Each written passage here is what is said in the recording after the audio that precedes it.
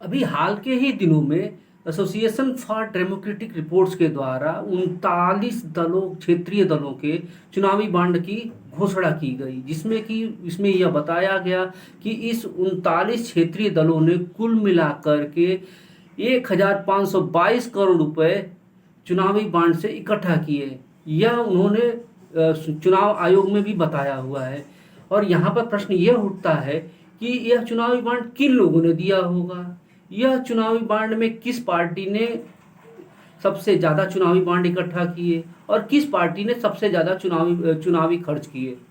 इन्हीं सभी बातों की चर्चा के लिए मेरे विचार के इस यूट्यूब चैनल में आप सभी का स्वागत व हार्दिक अभिनंदन है।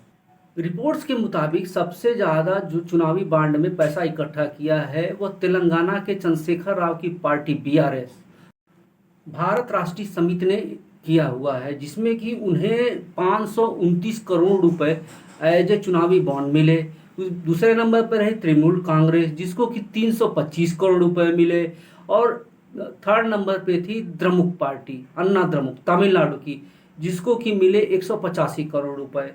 और इसमें खर्च करने वाले में प्रमुख रूप से हैं जो पार्टियां हैं, तृणमूल कांग्रेस ने 181 करोड़ रुपए, वीआरएस ने 80 करोड़ रुपए और सपा ने 31 करोड़ रुपए खर्चा किए। लेकिन यहाँ पे प्रश्न उठता है कि ये लोग चुनावी बांड देने वाले कौन से लोग हैं। आम जनता के बीच में तो ये पार्टियां जाती नहीं है चंदा मांगने के लिए 10-20 रुपए, और 10-20 रुपए से इतने पैसे इकट्ठा नहीं किए जा सकते हैं।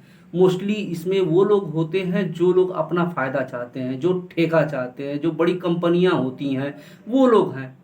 तो इतने पैसे खर्च करके केवल खर्च किस में किया जाता है? चुनावी रैलियों में खर्चा किया जाता है, आने जाने में खर्च किया जाता है। क्या ये पार्टियां कभी कोरोना काल में पैसा खर्च की थी? कभी इन्होंने कोरोना काल में कभी कोई कैंप लगाया था, कभी कुछ किया हो? गरीब आदमी जो रास्ते पे आ रहा था उसके बारे में कुछ किया इन पार्टियों ने? केवल पैसा इकट्ठा करिए, अपने अपने जो लोग चुनावी बांड दे रहे हैं, जो लोग पैसे दे रहे हैं, उनका दुगना तिगुना करके देना, उनको ठेका देना। और क्या यह सही आंकड़ा है? मेरे विचार से तो नहीं लगता। लेकिन यह आंकड़ा जो बता रहा है कि चुनावी बांड में 1522 करोड़ रुपए इकट्ठा किए गए हैं।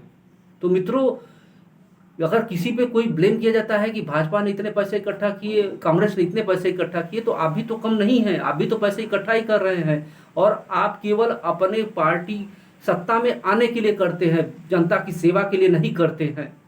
जनता की सेवा के लिए करते तो कोरोना काल में जब आपके पास इतने पैसे थे तो आप लोग खर्च किए होते, वैक्सीनेशन में आपने हेल्प की होती लोगों की।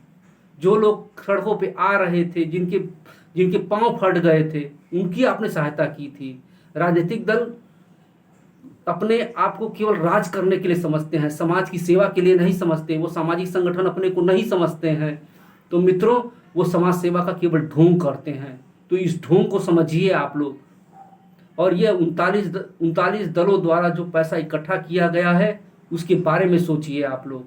जो और भी पार्टियां, बड़ी पार्टियां हैं जो चुनावी बांड इकट्ठा कर रही हैं, तो वो भी आपकी सेवा करने के लिए नहीं, केवल सत्ता में आने के लिए करती हैं। तो मित्रों, अगली बार जब चुनावी बांड की घोषणा हो तो यह मांग की जाए कि किन किन लोगों ने कितना कितना दिया हुआ है। आप लोग आरटीआई के थ्रू यह मांगिए कि किस लोगों ने कितना चुनावी बांड और किस पार्टी को दिए हुए हैं, और उनके इस साल उन्होंने अपने फैक्ट्री से या अपने इंडस्ट्री से कितने पैसे कमाए, और अगली साल वो कितना कमा रहे हैं, इस पे भी आप लोग ध्यान दीजिए। मित्रों, क्रांति होनी चाहिए, क्रांति कहीं न कहीं से तो होनी ही चाहिए।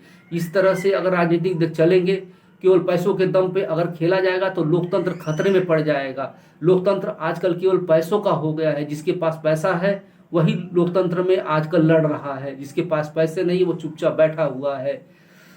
तो मित्रों, इन्हीं बातों के साथ मैं अपने विचारों को विराम देता हूं। कृपया आप लोग अपने विचार कमेंट बॉक्स में लिखकर बताएं। धन्यवाद।